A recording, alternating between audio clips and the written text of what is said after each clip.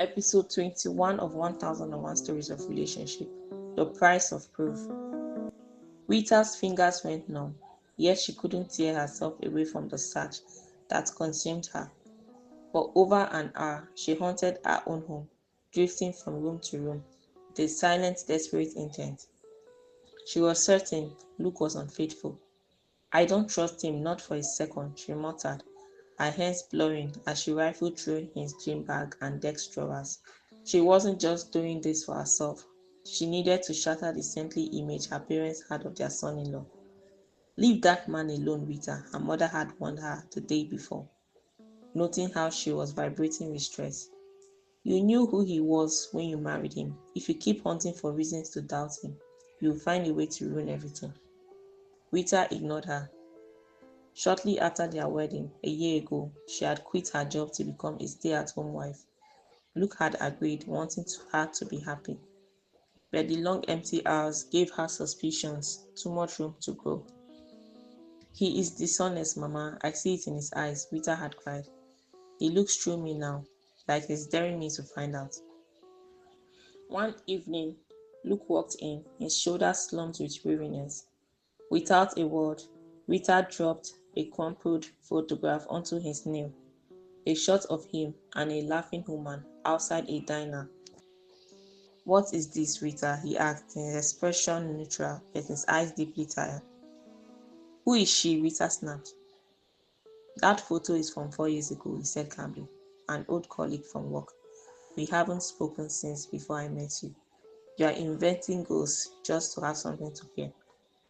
He turned toward the bedroom, but Rita followed, her voice ringing off the walls.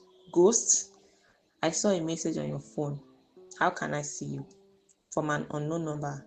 Is that from work too? The next morning, as Luke prepared for work, Rita stopped him at the door, her face smug. I saw the message again. I knew you were a cheat, Luke. I finally caught you. Luke frowned, his gaze sharp and unwavering. Rita, get a job, or else. Or else what? You cheat, she shot back. Or else, he replied calmly. We'll be done. Isn't that what you want? For the next 4 days, Luke didn't return. Rita called him constantly, her indignation fueling her parents' concern. When the door finally opened on the fifth day, Rita was ready with a bab about his new woman, but her voice cut off. Luke wasn't alone. He was with a process server who handed her a document. Divorce papers. How dare you, Rita screamed. Isn't it what you wanted? Luke said coldly. In a fit of blind rage, Rita grabbed a pen and signed them right there on the foyer table. And just like that, the marriage was over. 2 years later, Rita, now working as a cashier, moved mechanically behind the register. The door slid open and Luke walked in, a woman on his arm. They were laughing. He looked lighter, younger, and completely at ease. Rita's breath caught. It was a physical blow. A desperate desire for reconciliation clawed at her throat, a sudden urge to apologize and tell him what she knew now. But as their eyes met, she saw not hatred, but profound indifference. To Luke, her opinion no longer mattered. She quickly avoided his gaze, pretending not to recognize him. Luke understood and said nothing, choosing not to embarrass her. He gently placed his hand over his wife's in a quiet gesture of reassurance, offered a silent, courteous nod, and they were gone.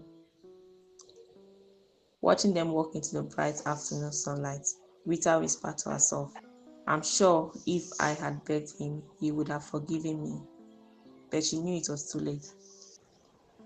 As the next customer approached, Rita straightened her spine. She thought of her fiancé, Ken, who was waiting at home. Ken had been clear from the start. He expected her to work. He didn't offer the soft landing Luke once had. She had a choice now. Would she begin looking for signs of Ken's betrayal too, simply because she was unhappy, or would she finally apply the lesson she had learned? She wiped a single hot tear from her eye and looked at the customer. Hello, she said, her voice stronger and her eyes clear. Did you find everything you were looking for? A quiet clarity settled over her. Rita realized that to leave what you value uncherished is to invite its departure. Some lessons are learned only in the silence after a final goodbye. Keep enjoying the episodes of 1001 Stories of Relationship at 1001 Stories of Relationship.wordpress.com.